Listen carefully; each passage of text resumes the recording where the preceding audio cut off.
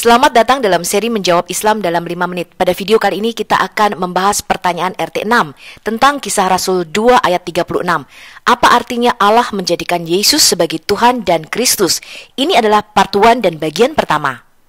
Therefore, let all the house of Israel know assuredly that God hath made the same Jesus, whom you have crucified, both Lord and Christ. Jadi Kisah Rasul 2 ayat 36 di mana Petrus berkhotbah dan mengatakan kepada seluruh Israel bahwa seluruh kaum Israel harus tahu dengan pasti bahwa Allah telah membuat Yesus yang kamu salibkan itu menjadi Tuhan, Kyrios, dan Kristus atau Kristos. Ingat ya, Tuhan itu artinya penguasa atau pemilik. Jadi ketuhanan Yesus di sini berhubungan dengan statusnya sebagai Kristus, yaitu sebagai Raja Mesias atau penguasa yang tunggal. Anda harus tahu rencana Allah sejak semula. Rencana Allah adalah menjadikan Adam sebagai Tuhan atau Kyrios dan Raja atas seluruh bumi. Kita baca dulu di Kejadian 1 ayat 26 sampai dengan 27.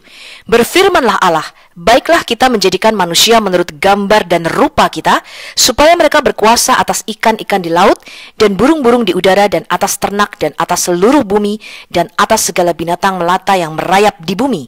Maka Allah menjadikan manusia, Adam itu, menurut gambarnya, menurut gambar Allah diciptakannya dia, laki-laki dan perempuan diciptakannya mereka. Kata supaya mereka berkuasa di sini adalah let them have dominion. Artinya Adam mempunyai sebuah kingdom atau sebuah kerajaan. Di sini Allah menjadikan Adam sebagai king atau sebagai raja, sebagai Tuhan penguasa atas seluruh bumi. Bahkan hal ini juga ada di dalam Quran, teman-teman. Quran surah 2 ayat 34, Quran surah 17 ayat 61, Quran surah 18 ayat 50, Quran surah 20 ayat 116. Kalau cerita ini diulang-ulang, artinya ini sangat penting dan harus diperhatikan. Di dalam kisah ini diceritakan ketika Allah berfirman kepada para malaikat, sujudlah kamu kepada Adam, maka sujudlah mereka kecuali iblis. Kalau kita tanya kepada muslim, mereka tidak tahu apa artinya ini. Mengapa Allah menyuruh para malaikat untuk sujud kepada Adam, teman-teman? Karena mereka telah kehilangan kitab Taurat dan para nabi. Mereka tidak tahu rencana Allah sejak semula. Bahkan di dalam hadis-hadis, Adam ini diciptakan serupa dan segambar dengan Allah, bahkan sangat mirip, sehingga para malaikat mau salah sujud menyembah kepada Adam. Kita akan bahas ini pada video yang lain. Jadi ingat ya, rencana Allah sejak semula adalah menjadikan Adam penguasa atau Tuhan atas seluruh bumi.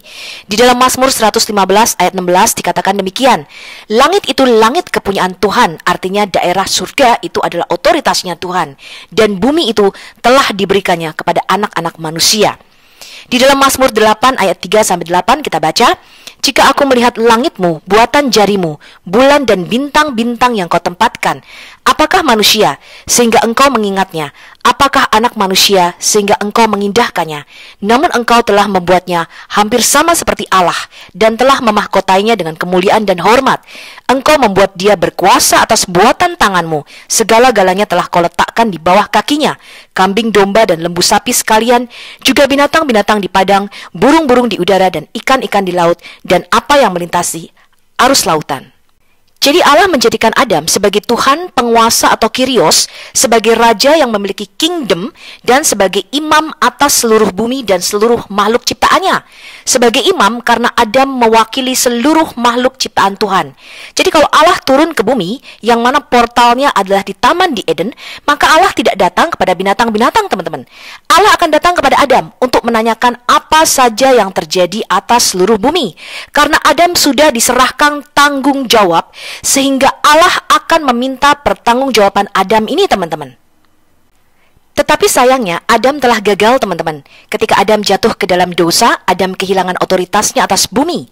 Maka seluruh kuasa ketuhanan atas bumi diserahkan kepada iblis. Adam mengumumkan kemerdekaan kerajaan di bumi dari otoritas kerajaan sorga.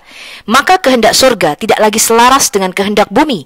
Ini adalah dosa asal yang kita sebut dengan pemberontakan kepada otoritas Allah. Dimensi roh yang tadinya harmonis dan selaras dengan dimensi fisik terpisah karena dosa Adam. Allah mengumumkan peperangan antara kerajaan sorga, kerajaan terang, dengan kerajaan kegelapan atau kerajaan iblis. Di dalam Kejadian 3 ayat 15 dikatakan demikian, aku akan mengadakan permusuhan, ebah atau enmity, antara engkau dengan perempuan ini, antara keturunanmu dan keturunannya. Keturunannya atau Zerah, salah satu benih daripada wanita ini, akan meremukkan kepalamu dan engkau akan meremukkan tumitnya. Jadi di sini Allah menjanjikan Injil atau kabar baik yang pertama, bahwa akan ada seorang Adam yang kedua yang akan mengalahkan kuasa dari kerajaan iblis. Jadi sejak kejatuhan Adam dan kekuasaan atau dominion atau ketuhanan atas bumi ini diserahkan kepada kerajaan kegelapan, maka kerajaan bumi ini takluk bukan lagi kepada otoritas kerajaan sorga, melainkan kepada penguasa kerajaan angkasa yaitu iblis dan malaikat-malaikatnya. Sehingga sebagai akibatnya kita semua harus mati, baik secara rohani yaitu terputus hubungan kita dari Allah, dan secara jasmani. Efesus 2 ayat 1-2 mengatakan demikian. Kamu dahulu sudah mati karena pelanggaran-pelanggaran dan dosa-dosamu. Kamu hidup di dalamnya karena kamu mengikuti jalan dunia ini, karena kamu mentaati penguasa kerajaan angkasa, yaitu roh yang sekarang sedang bekerja di antara orang-orang durhaka.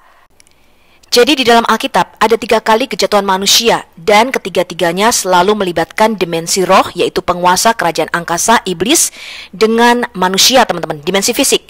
Kita lihat ya, kejatuhan manusia yang pertama ada di Kejadian 3, di mana Adam kehilangan otoritas atau ketuhanan atas bumi, dan kehilangan statusnya sebagai Tuhan, Kyrios, sebagai Raja, dan sebagai Imam atas seluruh bumi. Kemudian di dalam Kejadian 6, di mana garis keturunan Mesias yang harus dari benih Adam terpolusi oleh malaikat-malaikat yang jatuh, sehingga Allah mengirimkan air bah untuk memusnahkan semua makhluk di bumi dan memulai populasi baru dengan Nuh dan anak-anaknya. Kemudian di dalam Kejadian 11, di mana manusia mulai mendirikan Sigurat atau Menara Babel dan memanggil Allah-Allah lain. Inilah permulaan agama palsu Babel atau Babilonia. Di Menara Babel inilah Allah menceraikan seluruh kemanusiaan dan membaginya menjadi 70 bangsa sesuai dengan jumlah roh-roh teritorial atau anak-anak Allah dan memecah bahasa manusia. Sehingga bangsa-bangsa di luar Israel tidak bisa mengenal Allah yang benar. Mereka menyembah dan mempunyai dewanya masing-masing. Mereka menciptakan Allahnya sendiri-sendiri. Di dalam Ulangan 32 ayat 8-9 kita membaca sebagai berikut. Ketika Sang Maha Tinggi membagi-bagi milik pusaka kepada bangsa-bangsa, ketika dia memisah-misah anak-anak manusia, ini bicara Kejadian 11 di Menara Babel.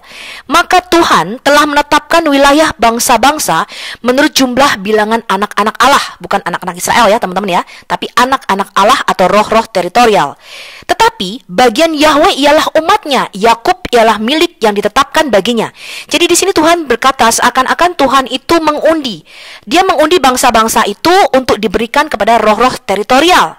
Tetapi Yakub adalah undian yang jatuh ke tangan Tuhan, sehingga hanya kepada Yakublah dipercayakan firman Allah.